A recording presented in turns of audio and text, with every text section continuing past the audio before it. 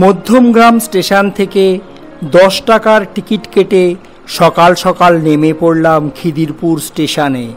Train চলে গেল মাঝের হাট। খিদিরপুর স্টেশন থেকে বের হয়ে পায়ে হেঁটে খিদিরপুর রোডে এলাম কাজী নজরুল ইসলাম সেতুতে। 150 বছরের পুরানো খিদিরপুর ডকের এই খালটি কাটা হয়েছিল 1890 সালে। বসানো হয়েছিল দুটো সুইং ব্রিজ। আমরা বর্তমানে যে সুইং ব্রিজটার উপর দাঁড়িয়ে আছি সেটা তৈরি হয়েছিল 1965 সালে।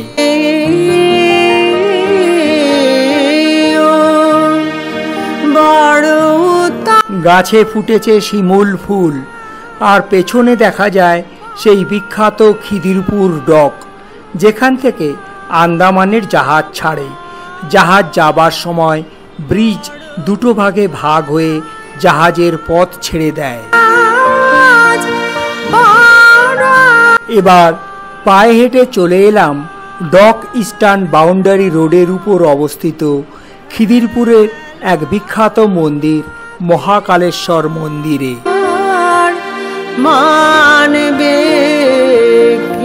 জ্যোতির্লিঙ্গ উজ্জয়িনীর মহাকালেশ্বরের আদলে এখানে তৈরি হয়েছে বাবা মহাকালেশ্বর মহাদেব।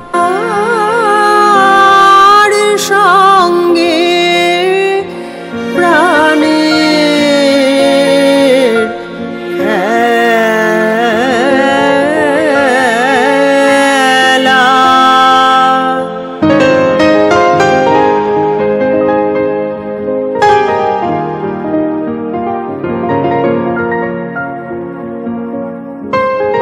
এবারের ভ্রমণে আমরা আবার এসেছি সেই দুই ছোটবেলাকার বন্ধু, আমি প্রদীপ ও মেরিনা। মন্দিরে ডান দিকে আছে রাধাকৃষ্ণের যুগল মূর্তি এবং বাদিকে আছে রাম লক্ষ্মণ সীতা দেবীর মূর্তি।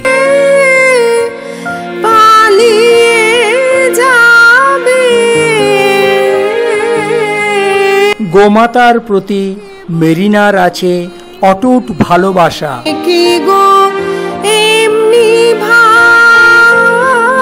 এবার এলাম ডক ইস্টার্ন বাউন্ডারি রোডের উপর অবস্থিত খিদিরপুরের অপর এক বিখ্যাত মন্দির জগন্নাথ মন্দিরে। মন্দিরে প্রবেশ করলে প্রথমেই দেখা মেলে রাধাকৃষ্ণ ও তুলসী দেবীর।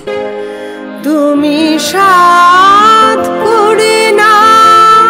উড়িষ্যার পুরীর মূল জগন্নাথ মন্দিরের স্টাইলে তৈরি এই মন্দিরটি প্রতিষ্ঠিত হয়েছিল 1969 সালের 23শে জানুয়ারি। তখন এই মন্দিরটি ছিল বেশ ছোট, তবে বর্তমান এই মন্দিরটি তৈরি হয় 2003 সালে। দোকান থেকে আমরাও কিনলাম পূজার সামগ্রী। দুপুরের ভোগ খাবার জন্য কুপনের দাম নিল প্রতিজনের 150 টাকা করে।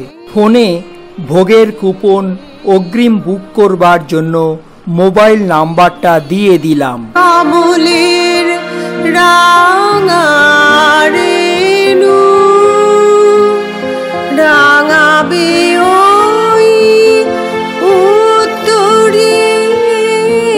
সিঁড়ি দিয়ে উপরে উঠে এবার প্রবেশ করলাম মূল মন্দিরে।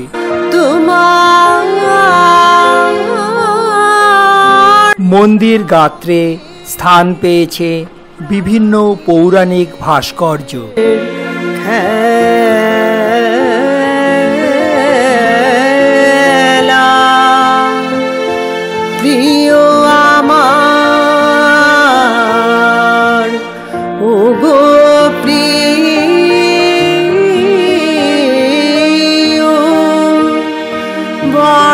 মন্দিরের এই জগন্নাথ, বলরাম ও সুভদ্রা দেবীর বিগ্রহ প্রতিষ্ঠিত হয়েছিল 2003 সালে।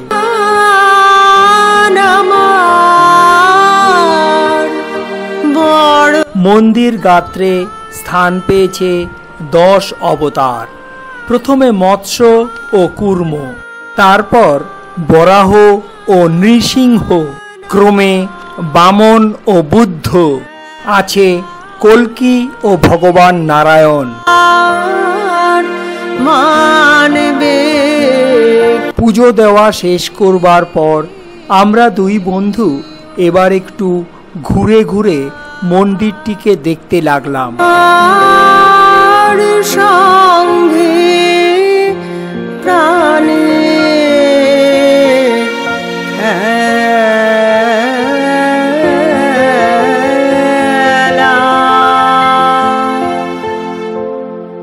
চোখে পড়ল সুদৃশ্য রথচক্র।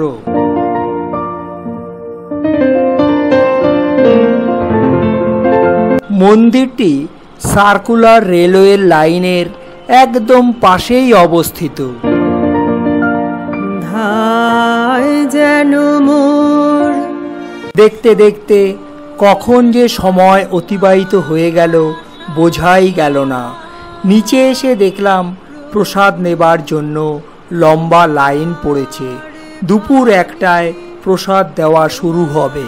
আমরা দুজনেও বসে গেলাম প্রসাদ নিতে। তোমার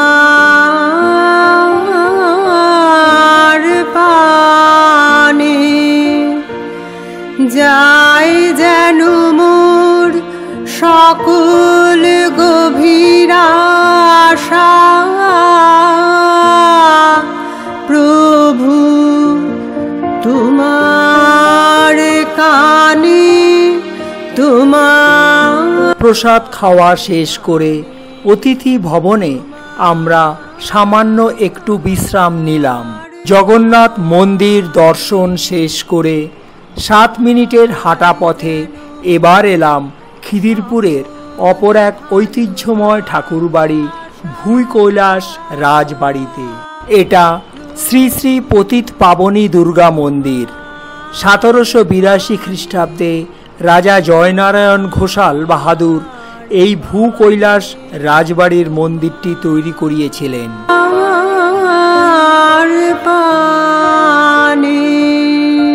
প্রথমে দত্তাত্রেয় বিগ্রহ ও পরে মূল আকর্ষণ পতিত পাবনী দুর্গা দর্শন। চিত্ত মম যখন যেথায় থাকে, সারা যেন দেয় সে তবু ডাকে। চিত্ত মম। পতিত পাবনী দুর্গা দেবীকে প্রণাম করে এবার এলাম ভূঁইকৈলাস শিব মন্দিরের উল্টো দিকে নহবত খানার সামনে। মহারাজা জয়চন্দ্র ঘোষাল 1781 সালে 108 বিঘা জমির উপর খিদিরপুরের এই কালীবাগান অঞ্চলে ভূঁইকৈলাস শিব মন্দির কমপ্লেক্স তৈরি করিয়েছিলেন। দুই দিকে দুটো বড় 8চালা শিব মন্দির, সামনে একটা বিরাট পুকুর। পুকুরের নাম শিবগঙ্গা।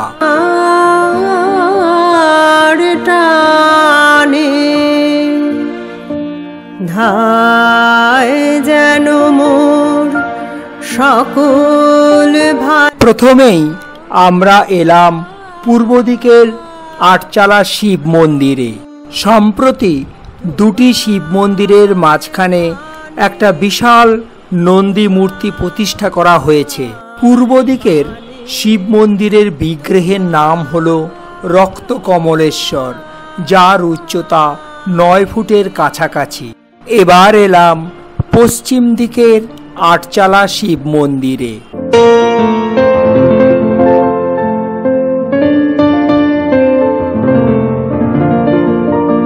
বাহিরে প্রবেশ করেছি পশ্চিম দিকের 8চালা শিব মন্দিরের মধ্যে। পশ্চিম দিকের শিব মন্দিরের বিগ্রহের নাম হল কৃষ্ণচন্দ্রেশ্বর, যার উচ্চতা 9 ফুটের কাছাকাছি।